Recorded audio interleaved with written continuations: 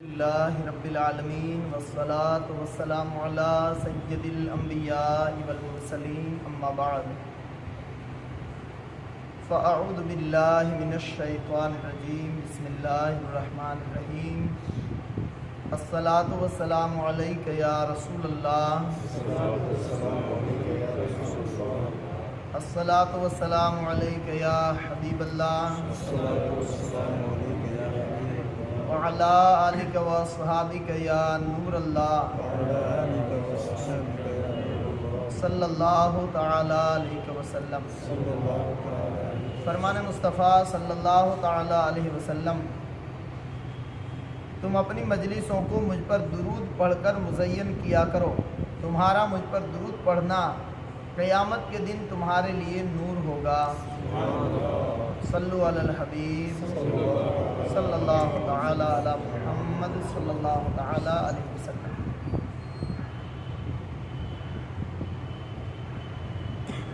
گزشتہ 2 دنوں کے درس میں وسوسات اور اس کے نام اور اس کی قسمیں آپ نے سماعت کی، اور کئی ایک قسمیں ہیں وسوسات کی۔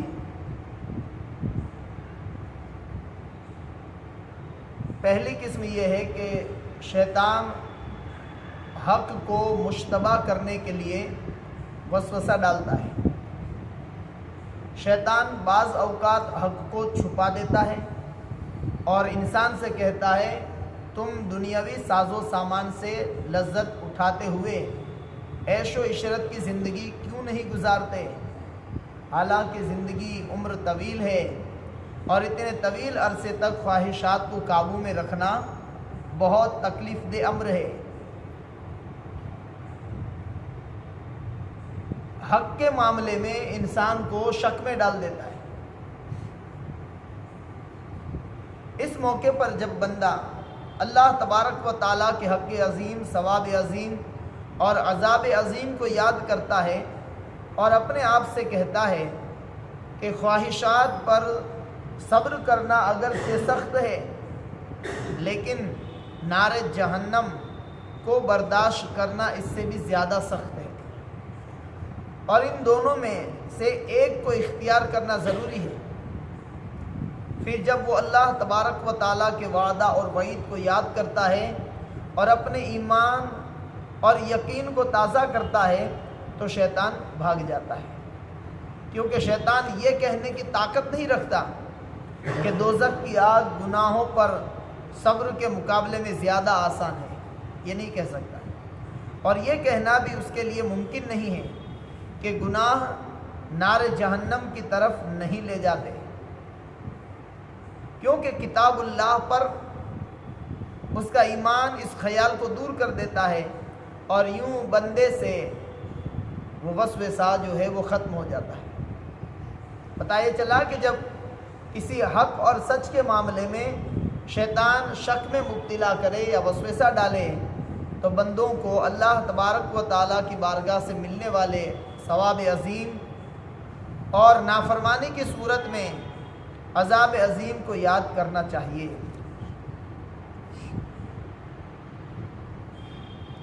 اسی طرح شیطان انسان کو اس کے عمل پر خود پسندی میں مبتلا کر کے وسوسے میں ڈالتا ہے اور یہ کہتا ہے کہ تیری طرح اللہ تبارک و تعالیٰ کی معرفت کون رکھتا ہے، تیری طرح اس کی عبادت کون کرتا ہے، اللہ کے یہاں تیرا مقام بہت بڑا ہے۔ اس وقت بندہ یہ سوچتا ہے کہ اس کی معرفت، اس کا دل، اعضاء کے جن کے ذریعے وہ عمل کرتا ہے اور اس کا عمل،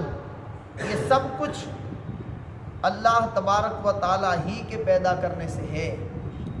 تو پھر یہ خود پسندی کیسی؟ یوں شیطان دور ہو جاتا ہے، کیونکہ اس کے لیے یہ کہنا ممکن نہیں ہے کہ یہ سب کچھ اللہ کی طرف سے نہیں ہے، یہ نہیں کہہ سکتا، کیونکہ معرفت اور ایمان جو ہے اسے دور کر دیتے ہیں۔ پتہ چلا کہ خود پسندی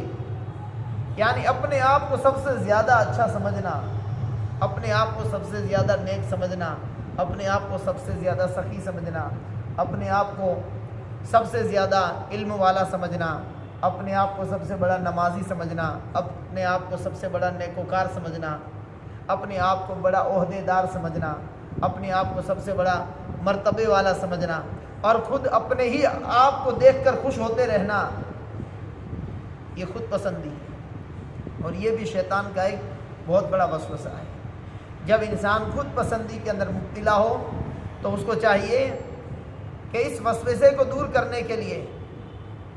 وہ یہ غور کرے اور یہ سمجھے اور یہ کہے کہ یہ سب کچھ جو ہے یہ اللہ تبارک و تعالیٰ ہی کے پیدا کرنے سے۔ آج میں اتنا حسین اور خوبصورت ہوں، یہ خوبصورتی اللہ تبارک و تعالیٰ کی طرف سے، اپنا کوئی کمال نہیں۔ آج میں نمازی ہوں اللہ تبارک و تعالیٰ کے فضل سے، آج میں مالدار ہوں اللہ تبارک و تعالیٰ کی عطا سے ہوں، آج میرے پاس قوت ہے، طاقت ہے، عہدہ ہے، مان ہے، مرتبہ ہے، عزت ہے، آبرو ہے، اللہ تبارک و تعالیٰ ہی کے پیدا کرنے سے ہے۔ آج میں ممبر کے اوپر بیٹھا ہوں، آج میں مصلی پہ اور کھڑا ہوں، آج میری آواز ایسی ہے، آج میری تقریر ایسی ہے، آج میرا جو کچھ بھی ہے کچھ میرا نہیں ہے، سب اللہ تبارک و تعالیٰ کی عطا اور اس کے فضل سے ہے۔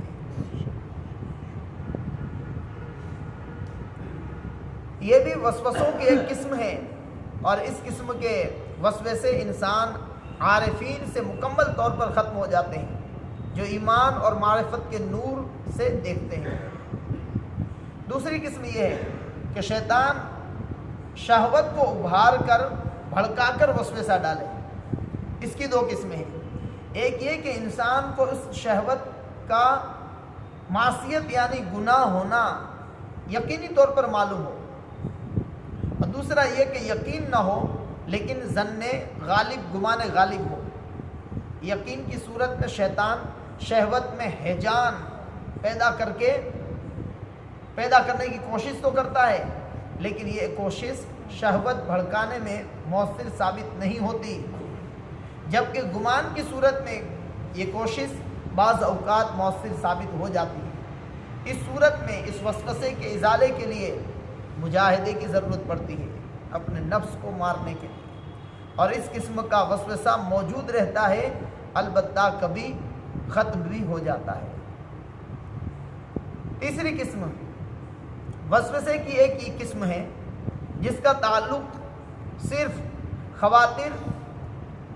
اور دوران ذکر و نماز عام طور پر پیش آنے والے حالات اور واقعات ذہن میں لانے اور اس میں غور و فکر کرنے سے ہے۔ مثلا جب بندہ اللہ تبارک و تعالیٰ کی یاد میں ذکر میں مشغول ہوتا ہے تو وسوسے ایک پل کے لیے دور ہو جاتے ہیں، لیکن پھر آ جاتے ہیں، پھر ختم ہو جاتے ہیں، پھر دوبارہ آ جاتے ہیں۔ نماز میں ایسا ہوتا ہے کہ بندہ اپنے ذہن کو نماز کی طرف مائل کرنے، اپنے دل کو، اپنے قلب کو حاضر رکھنے کی کوشش کرتا ہے، لیکن تھوڑی دیر ہوتی ہے تو دوسرا کوئی خیال آ جاتا ہے، پھر ختم ہو جاتا ہے، پھر بندہ جب میں نماز میں ہوں، پھر دوسرا آتا ہے، پھر ختم ہو جاتا ہے۔ یہ سب ہوتا رہتا ہے۔ الغرض دوران ذکر وسوسے اس کثرت سے آتے ہیں کہ ایسا محسوس ہوتا ہے کہ دونوں میں کوئی فرق نہیں، حتیٰ کہ جو پڑھ رہے ہوتے ہیں اس کا معنی بھی سمجھ میں آ رہا ہوتا ہے، اور ان خواتین کو بھی سمجھ رہے ہوتے ہیں، گویا دل میں دونوں کے لیے الگ الگ جگہیں ہیں۔ اس قسم کے وسوسوں کا مکمل طور پر ختم ہو جانا بہت بعید ہے، لیکن ناممکن نہیں ہے، کیونکہ رحمت للعالمین صلی اللہ تعالی علیہ وسلم نے ارشاد فرمایا کہ جو شخص جس نے 2 رکعت اس طرح پڑھی کہ کسی دنیاوی معاملے کا خیال نہ لائے تو اس کے پچھلے تمام گناہ معاف کر دیے جاتے ہیں۔ یعنی حالت نماز میں پچھلے تمام گناہوں کی معافی کا خیال رکھیں اور دل کے اندر کوئی دنیاوی معاملہ، کوئی خیالات نہ آنے دیں، تو یہ ناممکن نہیں ہے۔ اگر بوقت ذکر وسوسوں کا مکمل طور پر ختم ہونا ناممکن ہوتا تو سرکار صلی اللہ علیہ وسلم یہ بات ہرگز ارشاد نہ فرماتے ہیں۔ البتہ ایسا صرف اسی دل میں ممکن ہے جس دل میں محبت غالب ہو جائے حتیٰ کہ اس شخص کی طرح ہو جائے جو اپنے محبوب کے علاوہ کسی کی نہیں سنتا۔ ہم یہ بھی دیکھتے ہیں کہ جب دل اس دشمن کے خیال میں گھرا ہوا ہو جس سے تکلیف پہنچی ہے تو بعض اوقات 2 رکعت یا اس سے زیادہ رکعت کی مقدار وہ اس سے مقابلہ کرنے میں سوچتا رہتا ہے، حتیٰ کہ اس کے دل میں اپنے دشمن کے علاوہ کسی کا خیال نہیں آتا۔ اس طرح جو شخص اللہ عز و جل کی محبت میں، ذکر کی محبت میں، نماز کی محبت میں ڈوبا ہوا ہو، وہ کبھی دل میں اپنے محبوب کے ساتھ بات چیت کرنے کے تصور میں اس طرح گم ہو جاتا ہے کہ اس کے دل میں سوائے محبوب کے خیال کے اور کچھ نہیں آتا۔ اگر کوئی دوسرا شخص اس سے گفتگو کرے تو وہ نہیں سنتا، اگر کوئی شخص اس کے سامنے سے گزر جائے تو اس کی یہ حالت ہوتی ہے کہ اس نے اس کو دیکھا ہی نہیں ہوتا۔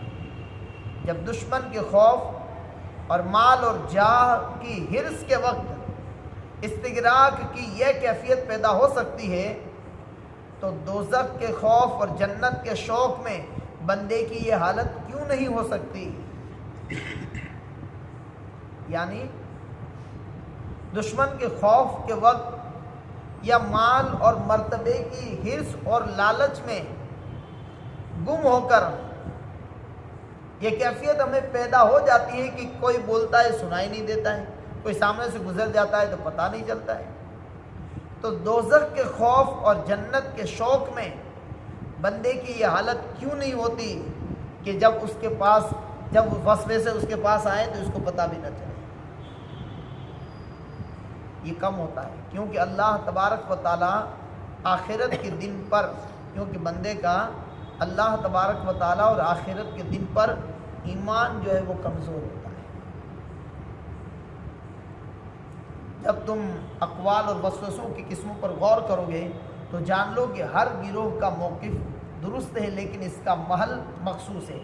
خلاصہ کلام یہ ہے کہ شیطان سے ایک لمحے یا ایک ساتھ کے لیے نجات ممکن ہے لیکن طویل عمر کے لیے چھٹکارا ممکن نہیں ہے شیطان سے، بلکہ ایسا ہونا محال ہے۔ اگر کوئی شخص شیطانی وساوس یعنی خواطر شدت رغبت سے محفوظ رہ سکتا ہے تو وہ صرف اور صرف نبی کریم صلی اللہ علیہ وسلم کی ذات گرامی۔ مروی ہے کہ دوران نماز سرکار صلی اللہ تعالیٰ علیہ وسلم کی نگاہ اپنے کپڑوں کے نقش و نگار پر پڑی، اپنے کپڑوں کی ڈیزائن پر پڑی۔ سلام پھیرنے کے بعد آپ نے اس کپڑے کو اتار دیا اور ارشاد فرمایا شغلنی عن الصلاۃ، یعنی اس نے نماز سے میری توجہ ہٹا دی۔ پھر ارشاد فرمایا اذهبوا به الی ابی جہم واتونی بانجانیہ، یعنی اسے ابو جہم کے پاس لے جاؤ اور ان سے انجانیہ چادر لے آؤ۔ اس سے اندازہ لگایا جا سکتا ہے نماز کی حالت میں اللہ تبارک و تعالیٰ کی طرف توجہ اور دنیا سے دوری کس قدر رحمت للعالمین صلی اللہ تعالیٰ علیہ وسلم کے نزدیک تھی۔ اور یہی وجہ ہے کہ مسئلہ یہ ہے کہ نمازی جب نماز پڑھتا ہو تو اس کے آگے ایسی ڈیزائننگ والی لادیاں نہیں ہونی چاہیے کہ جس میں وہ اپنا عکس دیکھ سکے، یا ایسی لائٹیں اور کمکمے نہیں لگانے چاہیے کہ حالت نماز میں اس کے لبک جبک ہونے کی طرف توجہ جائے۔ نیز مروی ہے کہ سرکار صلی اللہ علیہ وسلم کی انگشت مبارک میں سونے کی انگوٹھی دی۔ یہ سونے کے مردوں کے لیے حرام ہونے سے پہلے کی بات ہے۔ حضور اکرم صلی اللہ تعالیٰ علیہ وسلم کے ہاتھ میں انگشت مبارک میں سونے کی انگوٹھی دی۔ سرکار صلی اللہ علیہ وسلم منبر پر تشریف فرما تھے، آپ کی نظر انگوٹھی کی طرف گئی، پھر اس کو اتار دیا اور ارشاد فرمایا نظرۃ الیہ و نظرۃ الیکم، یعنی ایک بار اسے دیکھتا ہوں اور ایک بار تمہیں دیکھتا ہوں۔ تو اس کی طرف جو نظر گئی لہٰذا اس کو ہٹا دیا۔ پتہ یہ چلا کہ نماز سے نظر ہٹانے والی توجہ ہٹانے والی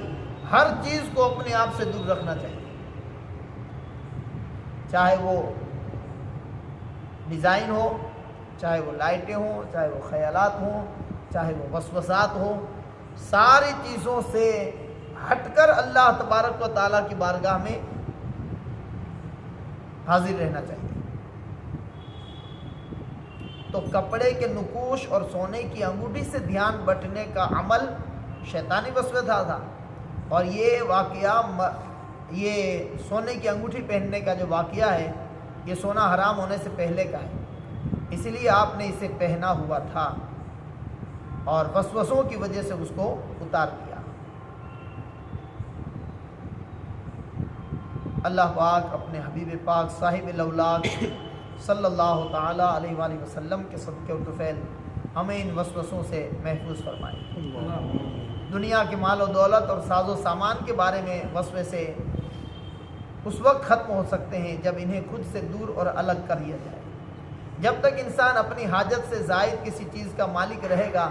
اگرچہ ایک دیناری کیوں نہ ہو، شیطان اسے ذکر الہی میں دینار کی فکر کے متعلق وسوسہ ڈالنے سے نہیں رکے گا۔ وہ اسے اس بات میں مشغول رکھے گا کہ وہ کیسے اس کی حفاظت کرے، کیسے بچائیں، کہاں اس کو روکان کرے، کہاں اس کو ڈالیں۔ اس طرح کی فکر میں شیطان لگائے رکھتا ہے، کس چیز میں اسے خرچ کرے، کس طرح چھپائے، اس کے متعلق کسی کو معلوم نہ ہو، یا کس طرح اسے ظاہر کرے تاکہ اس کے سبب لوگوں کے سامنے فخر کر سکے، اور اس قسم کے دیگر وساوس ڈالتا رہتا ہے۔ جو دنیا میں عیش و عشرت کی زندگی گزارے اور چاہے کہ شیطان سے چھٹکارا مل جائے، عیش و عشرت میں بھی پڑا رہے اور شیطان سے چھٹکارا بھی مل جائے اس کی امید رکھے، تو اس کی مثال اس شخص کی طرح ہے جو مد کے شہد میں غوطہ لگائے اور توقع یہ رکھے کہ اس کے اوپر مکھیاں نہ بیٹھیں۔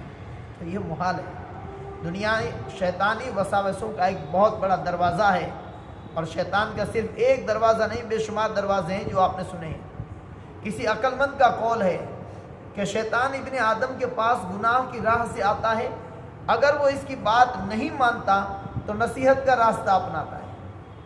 پہلے گناہ کروانا چاہتا ہے، اور جب گناہ سے وہ نہیں آتا اس طرف تو پھر نصیحت کا راستہ شیطان اپناتا ہے اور اس کو بدعت میں مبتلا کر دیتا ہے۔ یعنی جس چیز میں کوئی اجر و ثواب نہ ہو،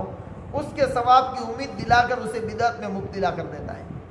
اگر ابن آدم اس کا یہ راستہ بھی بند کر دے تو اسے تنگی اختیار کرنے اور خود پر سختی کرنے کا حکم دیتا ہے، حتیٰ کہ جو چیز حرام نہیں ہوتی انسان اسے بھی خود پر حرام کر لیتا ہے۔ اگر انسان اس بات پر بھی دھیان نہیں دھرتا ہے تو پھر شیطان اس کو وضو، نماز کے دوران شکوک اور شبہات میں مبتلا کرتا ہے، حتیٰ کہ اسے یقین نہیں رہتا ہے۔ اگر اس طرح بھی قابو میں نہ آئے تو اس پر نیکی کے کاموں کو آسان کر دیتا ہے، حتیٰ کہ لوگ اس کو صابر اور گناہوں سے پاک صاف سمجھ کر اس کی طرف راغب ہونے لگتے ہیں، اور یوں وہ بندہ خود پسندی میں مبتلا ہو جاتا ہے، اور اسی کے سبب سے شیطان اس کو ہلاک کرتا ہے۔ ایسے سینکڑوں لوگ ہیں کہ شیطان ان کو دوسرے راستے سے لے کر لوگوں کے نزدیک اس کو صابر، گناہوں سے پاک، نیک، متقی بنا کر لوگوں کی بھیڑ بھاڑ اس کے پاس کر دیتا ہے، اور پھر کسی طرح اس کو حرص میں، لالچ میں، یا شہوت میں، یا خود پسندی کے اندر مبتلا کر کے اس کو تباہ اور برباد کر کے رہتا ہے۔ ان موقع پر شیطان اپنی تمام تر قوت خرچ کر دیتا ہے، کیونکہ یہ آخری موقع ہوتا ہے، اور شیطان جانتا ہے کہ اگر اس بار بھی ہاتھ سے نکل گیا تو میرے وار سے بچ کر سیدھا جنت میں چلا جائے گا۔ اللہ پاک اپنے حبیب پاک صاحب الاولاق صلی اللہ تعالیٰ علیہ وسلم کے طفیل شیطان کے تمام وسوسوں سے، گناہوں کے راستے سے، نیکیوں کے راستے سے، نصیحت کے راستے سے، شیطان کی طرف سے آنے والے ہر راستے سے